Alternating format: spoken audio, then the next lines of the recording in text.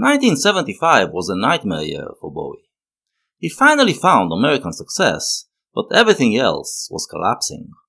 His company Main Man dissolved, his manager took him for most of the money he worked so hard to earn, and his relationship with wife Angela was strenuous. Siphoned in his LA abode, curtains drawn to hide from the world, he sank into a world of occultism, black magic, and conspiracy theories, convinced that dark forces are about to take over the West. He hardly ate and consumed frightening amounts of cocaine. It is rumored that he almost died at least once during this period. Musically, he was at a dead end, believing that rock was dead and feeling that his rock-soul-funk mix had exhausted its options. He also started to feel that there was something fake about his attempt to sing like African Americans, and dubbed his efforts Plastic Soul. Fortunately, a lifeline to his career was handed to him by movie director Nicholas Roeg, who asked him to star as an alien from another world in his new movie, The Man Who Fell to Earth.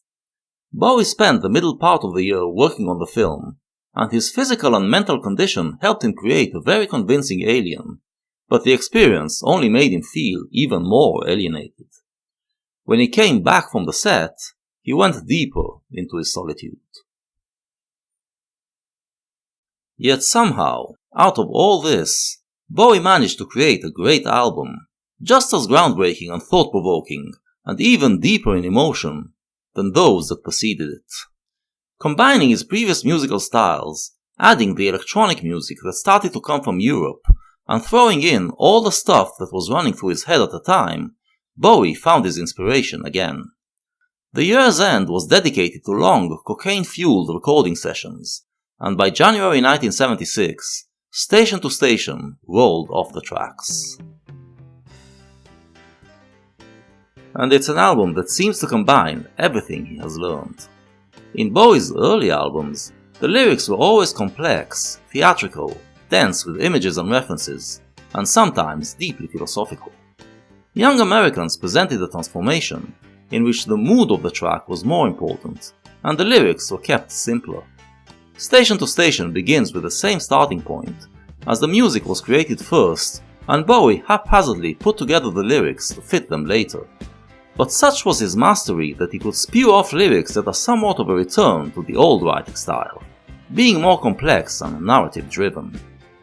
On the previous album, half the song titles consisted of just one word, displaying their pure focus on a single emotion. Here, only Stay continues this trend, while the rest of the tracks have longer titles that display their more composite nature. But on the album sleeve, the words are all strung together, condensing this complexity into a singularity. It's as if he is still in the emotional stage, but trying to break out of it with more complex thoughts.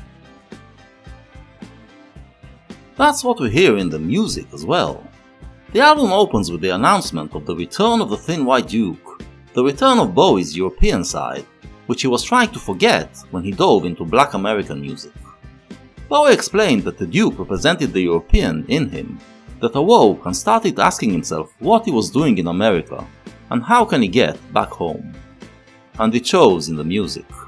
It is still a rock-soul-funk fusion, but while the music of his previous album felt like his soulfulness and funkiness were trying to break out of the rock background, here it is reversed. The background is funk, and he tries to rock his way out of it. The mood is set mainly by the rhythm section, the first appearance of the power trio of Carlos Alomar on rhythm guitar, George Murray on bass, and Dennis Davis on drums, and they lay down some nasty funk. But that's only the bottom. On top of the funky rhythm, Earl Slick's lead guitar and Roy Bittan's piano are distinctly white rock, as if pulling Bowie back from the black world into the white side of pop. But he goes even further, as the European-influenced synthesizers and the punctual sound of most tracks, courtesy of Harry Maslin's immaculate production, take us back not just into American white rock, but to the kind of musical aestheticism that typified European music before the age of rock. This unique hybrid of soul, funk, hard rock, and electronics also opens the field for a lot of sound experimentations, and the tracks are extended to allow them to unfold. It creates an entirely new soundscape, one which Bowie would foray in subsequent albums. Bowie's singing is still in the soulful style he adopted in the previous album, and he assumes an even deeper, more sonorous and richly textured vocal. But the influence of the German band Kraftwerk is also felt, as his vocals become more cool and detached, standing halfway between ecstatic soul and the mechanical freeze of the German boys. This detachment allows him to become more reflective, and the lyrics are all about soul-searching. This detachment is expressed on the cover as well. We see Bowie as Thomas Jerome Newton, the alien from The Man Who Fell to Earth, entering his spaceship which is supposedly soundproof. It is a picture of a man who withdraws into his inner world, shutting the outside world out, and preparing to go back to where he belongs. The stark black and white gives it a feel of European realism. So what does this detachment and reflection lead to? First of all, he surveys his current miserable condition, and the album mentions all the dark excesses and fears that Bowie was dwelling in at the time. Drug abuse, in Station to Station, TVC-15 and Stay. Mysticism and Goetia, in Station to Station, Golden Years and Word on a Wing. And fear of being swallowed by technology, in TVC-15. But the biggest fear seems to be a sense of feebleness. Perhaps due to his near-death experiences, Bowie seems to be sensing the frailty of human life, and tracks like Word on a Wing and Wild is the Wind convey the sense of being just a creature carried on helplessly by the wind. On a wider level, he criticizes his lifestyle of the previous 5 years. During those years, Bowie saw himself as moving from peak to peak, arising each time like a phoenix from the ashes of his old way of life to assume a new and exciting identity. Every album opened with a description of an identity crisis of the identity he adopted in the previous album, a crisis that was answered by creating a new identity. Here, the first track criticizes that very lifestyle of Cha-Cha-Cha Changes. The crisis now is not just with his current identity, but with the entire process of changing identities. Now it doesn't seem like going from peak to peak, but like moving on one plane, like a train going from station to station in a never-ending circle. The mention of a circle is key here, because the beginning of this peak-to-peak lifestyle was with Width of a Circle, where Bowie described himself as someone who wants to break out of the circle of everyday life. Well, he did that, but now he feels lost in my circle again. It all seems pointless and boring now, and worse, it eventually leads you down. In keeping with the religious tone of the album, Bowie said in later interviews that the stations were a reference to the stations Jesus went through before he was crucified. So the last station is a bad place, and he must find a way to break the circle before he gets there. This perception of his life as moving from station to station will dominate Bowie's albums from now on, and his challenge will be to fill this way of life with meaning. Here, however, he just wants it to stop.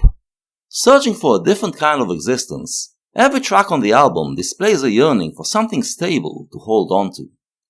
The excitement of a non-committed lifestyle that was expressed in Changes has diminished, and became the desperation and boredom of station to station, and now he just wants an anchor, something to keep him safe from the wild wind. We already saw a bit of that in the Young Americans album, and here it becomes pervasive. The anchor is personified as a woman, except on Word on a Wing where it is God, whom he can love and develop a meaningful relationship with, but she is merely a symbol for a deeper psychological need. But there's something more. Even if he can't find an anchor, Bowie expresses determination to straighten himself up, to shape the scheme of things. On the previous album, every track ended in ecstasy, as we heard Bowie losing himself in the joy of dancing, love, or devotion. But his commitment to ecstasy turned him into a drug addict, and compelled him to rethink his methods. Here, only half the tracks, Station to Station, TVC-15 and Stay, end in ecstasy, and the lyrics show the understanding that he is losing himself to something that isn't necessarily good. While the other tracks go into ecstasy, but ultimately retain self-control. We see Bowie pulling himself back from complete Dionysian abandonment, trying to impose some order on his life. Here is where the European influence comes in, as European culture provides him with the basis to build a more restrained identity, the very cool, thin white duke. As a self-proclaimed aristocrat, Bowie can no longer live a life of wild abandon, but has to shape and sublimate his behavior, to be his own anchor. Europe, at the time, was going through a cultural rejuvenation, finally waking up from the World War II nightmare and beginning to challenge American pop culture with its own brand of pop. For Bowie, who needed recovery most of all, this vibe of a culture in recovery was just what his spirit prescribed. By the time the album was released, Bowie was already making arrangements to cut and leave America and his old lifestyle behind, move to Europe, and start a new life. In later years, Bowie said that he was so drug-addled at the time that he doesn't even remember recording the album, and that he listens to it as if it is an album that was made by another artist. That doesn't mean that he disowned it. On the contrary, Station to Station has proven to be not only one of Bowie's most highly acclaimed albums, but also the most performance-oriented one. Allowing your body to dance to the funky rhythms, your soul to wail with the rocking guitars, and your heart to be taken by the soulful vocals, all the tracks are perfect performance pieces, and were performed many times over the years. The songs that once expressed deep distress became songs of celebration, and re-releases came with a more cheerful cover that dispensed with the black and white and brought back the colors. With hindsight, it is also the beginning of Bowie's experimental electronic phase, the launching pad for his Berlin triptych.